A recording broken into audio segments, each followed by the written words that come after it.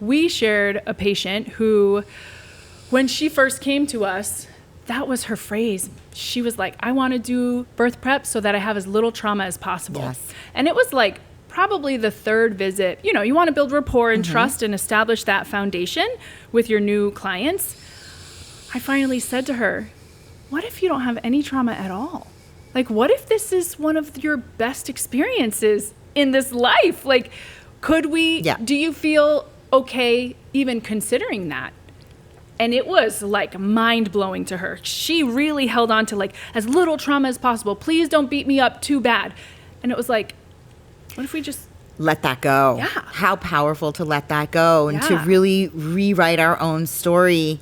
And I think that a lot of times that's the downside to social media, is that there's an abundance of information. One of the tricks that I tell my families to do is sit with it. I'm not telling you to get off social media. It can be a really positive tool, but sit with it and ask yourself, what is mine and what is not mine? Yes. And maybe I don't need this. Maybe I want to leave this here and I want to not follow this anymore. How did that feel in my body? And to start reframing, and it's truly, we're living in a matrix. So you're rewiring your algorithm so that it's positive.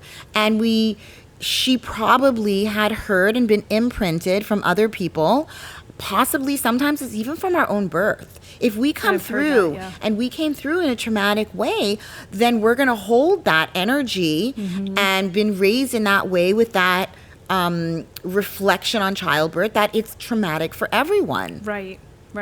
Absolutely. The other thing that I've seen is when these women, I think when they start to feel supported in that, at that level, and when they confront, say, like a limiting belief, like birth has to be some component of traumatic, their tissues change. Like their whole physicality can finally melt. Like if she's allowing her mind to open space for, oh my gosh, I could be okay with this, or I could have a wonderful experience with this. Like if she starts get to excited. say that, I mean, I use their vulnerability of being one with child and explaining to them that everything that they're feeling, their child's feeling. So mindset is everything, and managing your energy. So I do a lot of energy work, and I will do crystal bowls and tuning forks and everything, because it really does. We see the difference on how it puts us into a parasympathetic, and we want to be open, and we want to be open on an energetic and a physical level. Absolutely. Yeah, we have I would use the word protocol. It's like a framework for our birth prep sessions. And step one is to calm the nervous system. Absolutely. We've got a ton of physical strategies to do that, but it's like I was sharing in another conversation that one of my mentors uses this phrase, and I love it. You can't make it happen, but you can make it welcome. And so we can cue her through some diaphragmatic breathing or some body connection in each phase. I've had women, typically I'm doing suboccipital release while I'm talking her through some relaxation process. So that means my fingers are up at the base of her head. Typically she's laying on her back. I'll make sure she's comfortable, pillow under the knees.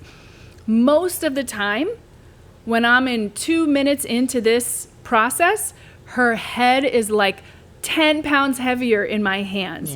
And you see the whole body. We should line us up. You see, almost like you can witness the body surrender into the mat. And it's so fascinating. Sometimes I'll ask, like, did you picture something while you were connecting with your womb space? Or what did it feel like to go through that relaxation? And most of the time they'll have this fun story to share or a visualization that they experienced. Every once in a while, we'll get someone to say, I saw nothing. I felt nothing.